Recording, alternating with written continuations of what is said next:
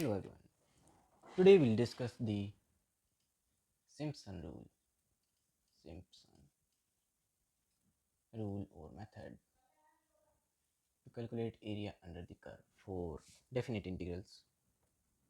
So let's start. Take this as y-axis, x-axis, and let's take a random curve like this. Let's call it fx. Now, in the last video of trapezoidal method, we discussed that we divide area into, let's say, two segments and we calculate the area of trapezoids. But here we do a bit different. Let me show you how. Let's call this first point x0 and second one x1, third one x2.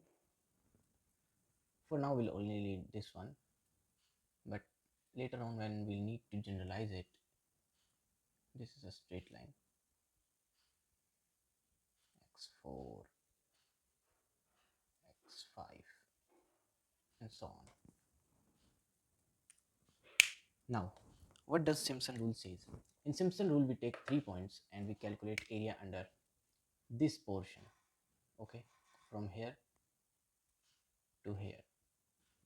So how do we do that? Basically, let's do it once more here.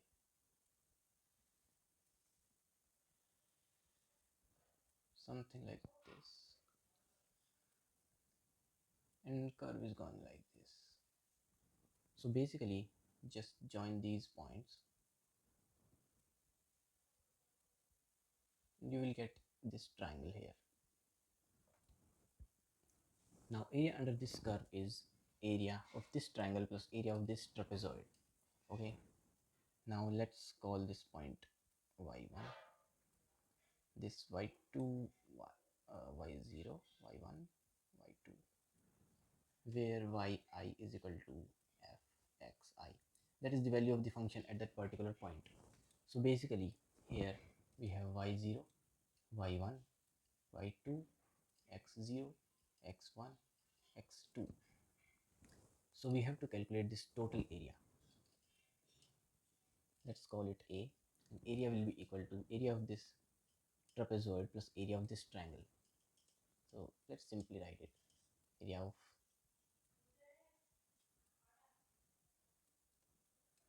trapezoid or trapezium plus area of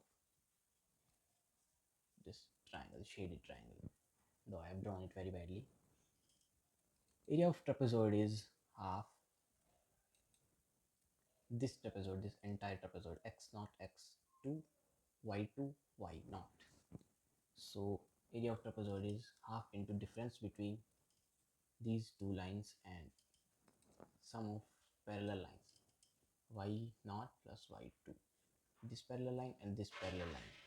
This is the area of trapezoid. And now area of triangle. So area of triangle times 4 by 3. This 4 by 3 gives area of this curve from this triangle. Okay, it is a formula, it is a proven formula from geometry which we are using for granted here. Okay, so this portion from area of this triangle we are multiplying 4 by 3 to get area under this curve. So we are getting this area. For every 3 points we'll draw a different curve. This is not exactly the same curve, we have drawn a different curve here, parabola, under which area we are finding. Okay, so for these 2 points we have drawn a parabola of our choice. For next 3 points we'll again draw a parabola of our choice like this, and so on. Okay, 1 2 3 this way.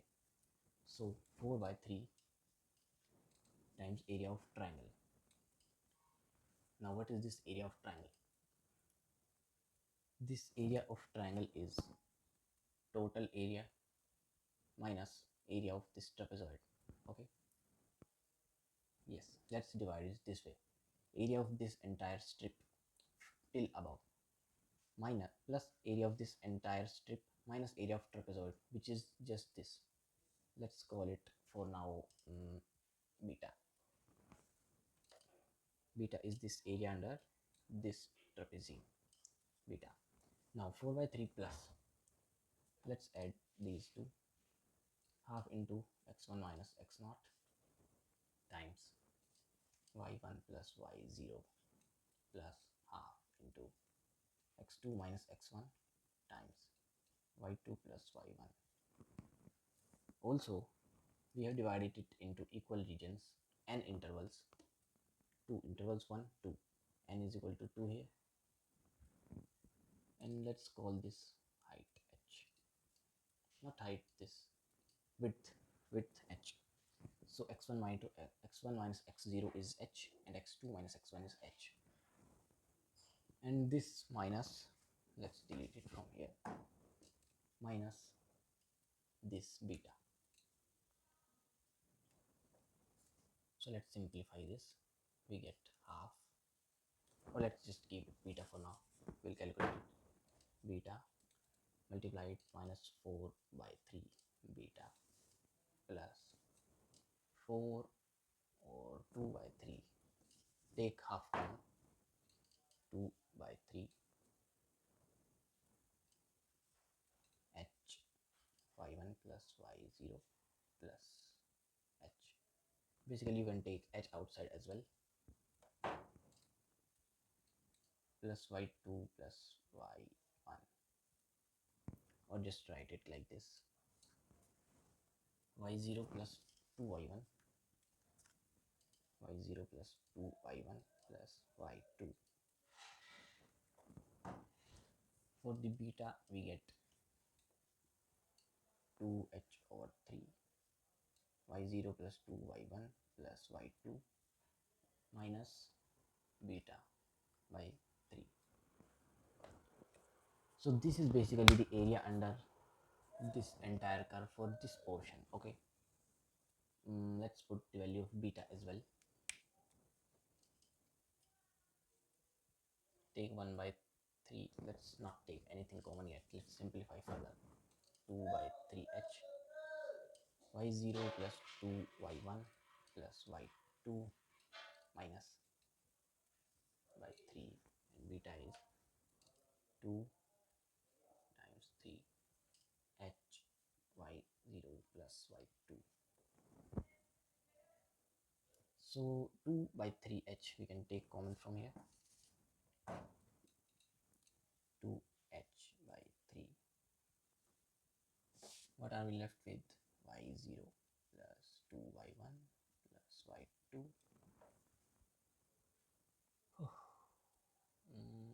Wait, we did something wrong.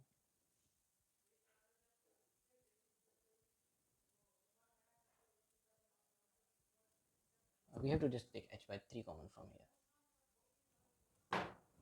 H by 3, h by 3, and it is multiplied by 2, so 2. This term becomes 4 and this becomes 2, minus y0 plus y2 by 2.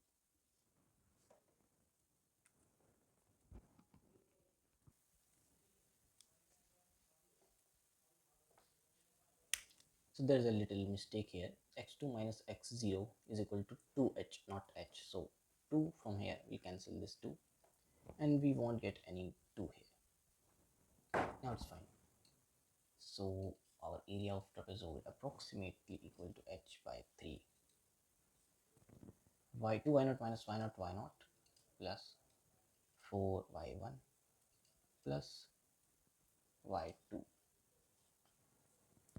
This is the area of one of these segments. Let's take, for now we had taken this one. Now let's take this more, and we'll take one more just to show how does the trend goes for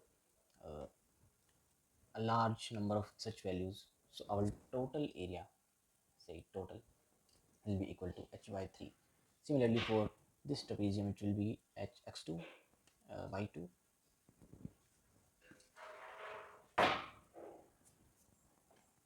y2 plus 4 y3 plus y4, and for the next value it will be y4 plus 4y y4 plus 4y5 plus y6 and so on. So let's generalize some terms. Take h by 3 common. Let's see how the trend goes. Y naught. Basically first and last term will remain the same. They won't get any other terms to add. Y2 twice, y4 twice, so 2 times y2 plus y4, and for these terms 4, we get 4 times y1 plus y3 plus y5, and for large terms we'll get this one. So this is the case for n is equal to 1, 2, 3, 4, 5, 6. N is equal to 6 case. For n is equal to 6, we have these terms is equal to 2, which is basically n by 2, 3 minus 1, and these number of terms are n by 2. So let's write a general form for it. Where do I write?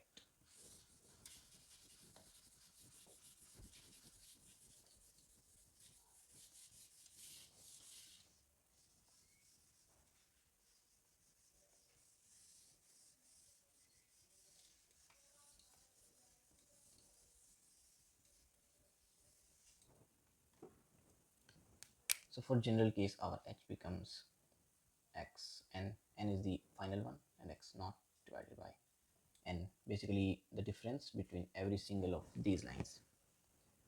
So a total for general case, general case, it will approximately be h by 3 times y0, the first value of function at the first term, plus y and value of the function on the last term, and then from here we are getting for about 2 case, then it will be easy for us to look at the fourth one. So these terms are going from y, we can take it 2i.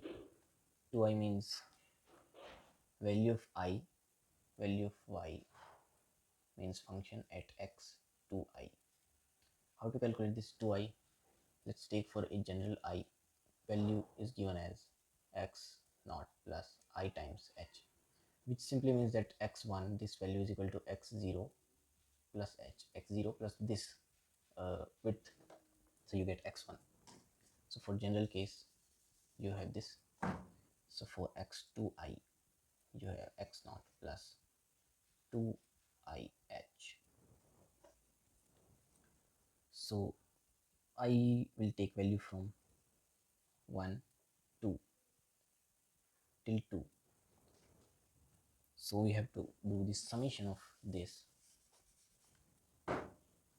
summation of values y to I from I is equal to 1. For general case 2, this value is to n by 2 minus 1. Now let's come to this case for summation. For odd terms we were using 2i. For one less term we can use 2i minus 1. Had it been y3 plus y5, we will use 2i plus 1. But here they are less than this, so we will use 2i minus 1 for this term, y 2i minus 1. I will take values from 1, 2 into 1 minus 1, 1 till n minus 1, not n minus 1, 3 terms, so n by 2, right? These are n by 2 terms, so n by 2 here. These are n by 2 minus 1 terms, so n by 2 minus 1 here.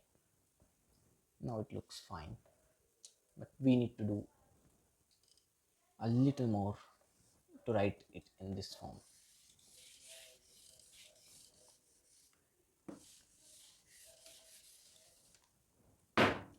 So for our general case, we are very close. We just have to put y2i is equal to y into x0 plus 2ih, and y2I minus 1 is equal to y into x0. So 2I minus 1 is equal to x naught plus 2I minus 1 h. So x naught plus 2I minus 1 h. So writing it completely, we get a total is approximately equal to h by 3 y0 plus yn plus 2 times summation n by 2 minus 1 from I is equal to 1 to y x0 plus 2ih plus 4 times summation n by 2 I is equal to 1 y into x naught plus 2I minus 1 times h. Fine.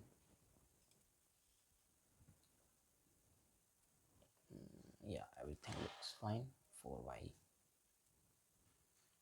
This h is multiplied with this term, and here we have, yeah, it's fine, where h is equal to xn minus x0 divided by n.